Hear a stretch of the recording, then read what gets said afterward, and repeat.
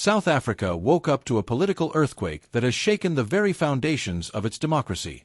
The headlines are blazing, social media is in meltdown, and the nation is in shock. A former top African National Congress (ANC) official, once among the most powerful figures in the ruling party, has been arrested in connection with a massive multi-million rand fraud scandal. The news broke early this morning, sending ripples of disbelief and outrage across the country and rattling the core of the ANC itself. This isn't just another corruption case. It is a symbol of the deep-rooted rot that has festered within the party and the government for decades. The arrest has reopened old wounds, reviving painful memories of betrayal and corruption that have haunted the party since its glory days as the liberator of South Africa. Just after dawn, the drama unfolded in full view of the nation. Cameras captured the surreal sight of the former ANC heavyweight being led out of a luxury estate north of Johannesburg by the Hawks, South Africa's elite crime-fighting unit. Handcuffed, head bowed, and surrounded by heavily armed officers, the man once seen as untouchable was driven away under tight police guard. His fall from grace played out live on national television, a scene that has already become one of the defining images of the nation's political reckoning. Sources close to the investigation revealed that the arrest was the culmination of months of inquiry into fraudulent contracts worth tens of millions of rand, all tied to community development projects funded by public money. Investigators allege that much of this money vanished into a maze of offshore accounts and shell companies linked to close associates of the former official. This was not the work of petty criminals. It was a sophisticated network of corruption and kickbacks reaching into the highest echelons of government. According to insiders, the suspect faces multiple charges, including fraud, money laundering, and abuse of public office.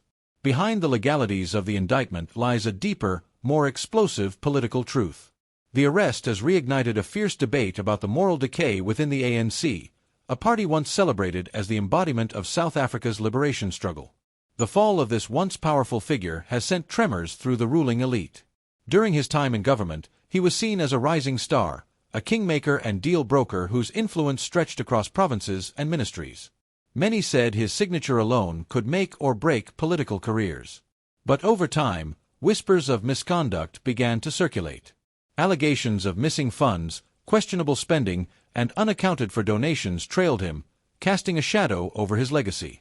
When President Cyril Ramaphosa took office on a promise to clean up government and restore integrity to the ANC, the official quietly resigned, citing family reasons.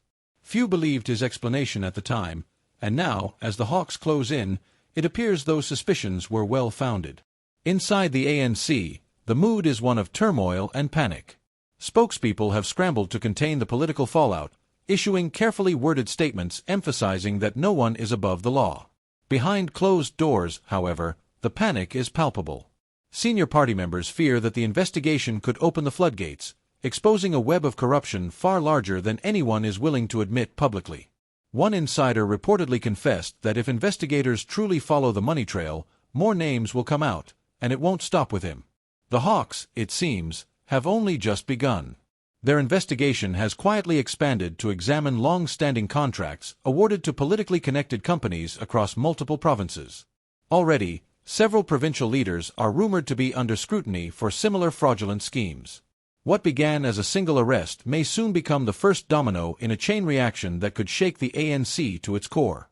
The timing could not be worse for the party. With national elections on the horizon, the ANC's public image was already under strain from years of scandal, mismanagement, and growing voter disillusionment. Now, this latest corruption case threatens to further erode what little trust remains. Opposition parties have wasted no time seizing the moment. The Democratic Alliance, DA, and the Economic Freedom Fighters, EFF, have unleashed blistering attacks on the ANC, branding it as irredeemably corrupt. DA leader John Steenhuisen issued a fiery statement declaring, "This is not an isolated case. It is part of a pattern, a culture of theft that has defined the ANC for decades. South Africans deserve accountability, not excuses." EFF leader Julius Malema echoed those sentiments, warning on social media that this was only the beginning and that the real looters are still hiding behind the curtains of power. Their words have resonated deeply with the public, already weary of broken promises and recurring scandals. Across social media platforms, outrage has exploded. Citizens have expressed a volatile mix of anger, exhaustion, and bitter resignation. One frustrated user summed up the national mood in a viral post, Every time they say they're cleaning up, another one gets caught. How deep does this go? Outside the ANC's headquarters at Lutuli House, protesters have gathered carrying placards with messages like, "Enough is enough," and "Stop the looting." For many South Africans, this scandal has become a rallying cry for justice, transparency, and accountability. It represents not just the betrayal of public trust, but the failure of a system meant to serve the people. The Hawks, for their part, have promised that the investigation is far from over. More arrests are expected in the coming days as forensic accountants trace the complex flow of money through bank accounts and offshore entities across multiple jurisdictions. If convicted, the former official could face decades in prison, but the consequences go beyond one man's fate.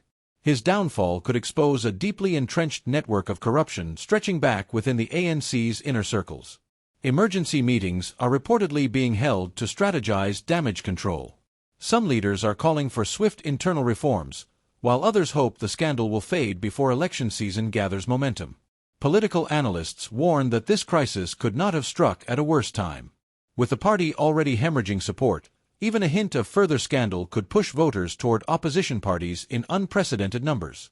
One commentator described the situation as a political earthquake, adding that it shows cracks right at the top of the ANC, and the people are watching closely. What was once the party of Nelson Mandela, synonymous with hope, unity, and liberation, now finds itself defined by greed, betrayal, and self-interest. For many, this latest scandal feels like déjà vu, a grim repetition of past betrayals where high-profile arrests make headlines only to fade into silence once the media spotlight moves on. Yet something feels different this time. The public mood is shifting. Citizens weary of empty promises and cyclical scandals are demanding real change. They are no longer content with apologies and vague pledges of reform. They want justice, tangible, visible, and lasting. The ANC faces not just a legal battle, but a moral reckoning. Every revelation, every leaked document, every new arrest chips away at what remains of its credibility. The image of the once revered liberation movement has been tarnished almost beyond recognition. In the eyes of many, it has become a symbol of the very corruption and inequality it once vowed to destroy. The ongoing investigation threatens to expose the party's darker secrets, hidden alliances, financial manipulation, and even alleged connections with foreign operatives who have profited from South Africa's resources with political protection. Ordinary citizens have grown impatient. Decades of broken promises, rising unemployment, and deteriorating public services have pushed many to the brink of disillusionment. The streets are restless, and the voices demanding accountability are growing louder. They are calling not only for justice in this particular case, but for the dismantling of the entire system of impunity that has allowed corruption to thrive. The ANC, already weakened by internal divisions, faces an existential crisis. Can it survive yet another scandal without imploding from within? Some senior figures quietly admit that the party has lost its moral compass. Others cling to the hope that a purge of compromised members might restore its integrity. But for the ordinary citizens struggling to make ends meet, such promises ring hollow. They have heard it all before. They have seen commissions of inquiry come and go, seen reports gather dust, and watched as the same faces returned to positions of power. For them, this latest scandal is more than a political spectacle. It is a reminder of how deeply corruption has robbed their future. As the Hawks continue to dig deeper, the implications of their findings could be seismic. If the full truth emerges, it could unravel a web of deceit that has shaped South African politics for decades. The ANC's leadership reportedly fears that the inquiry will expose not just individual wrongdoing, but systemic corruption, networks of influence and enrichment that tie together politicians, business tycoons, and international players.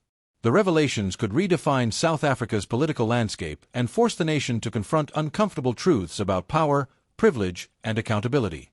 For now, the country waits, watching each new development with a mix of dread and anticipation. History is unfolding in real time, and the outcome will shape not only the future of the ANC but the destiny of South Africa itself. The story is far from over. Every new twist, every leak, and every arrest adds another layer to the unraveling drama. The fall of one man may well expose the collapse of an entire system built on greed and deceit. As South Africans brace for what comes next, one question looms larger than all others. Will this time be any different? Will justice finally be served, or will the cycle of corruption, denial, and impunity continue until the very foundations of democracy crumble? The answer lies in what happens next, in the courage of investigators, the resolve of the judiciary, and the determination of a nation that has grown tired of betrayal. Whatever the outcome, one thing is certain: South Africa stands at a crossroads, and the choices made in the days ahead will define its future for generations to come. The scandal engulfing the ANC has not only exposed corruption within the party, but also ignited a broader conversation about the state of South Africa's democracy. Across the nation, citizens are beginning to question whether the institutions meant to protect them from abuse of power are truly independent, or have long been compromised by political influence. Civil society organizations are calling for greater transparency, insisting that investigations must go beyond party lines and reach into every corner of government where public funds have been misused. Meanwhile, journalists and whistleblowers are under increasing pressure, but many remain determined to bring hidden truths to light. Political commentators argue that this moment could mark a decisive turning point, a reckoning that forces South Africa to choose between continuing down the path of corruption or rebuilding trust through genuine reform. The scandal has become more than an issue of criminality. It is a moral test for a nation that once prided itself on its liberation ideals. For many, the question is no longer about whether one politician will face justice, but whether South Africa itself can reclaim the principles of honesty, accountability, and integrity that its democracy was built upon.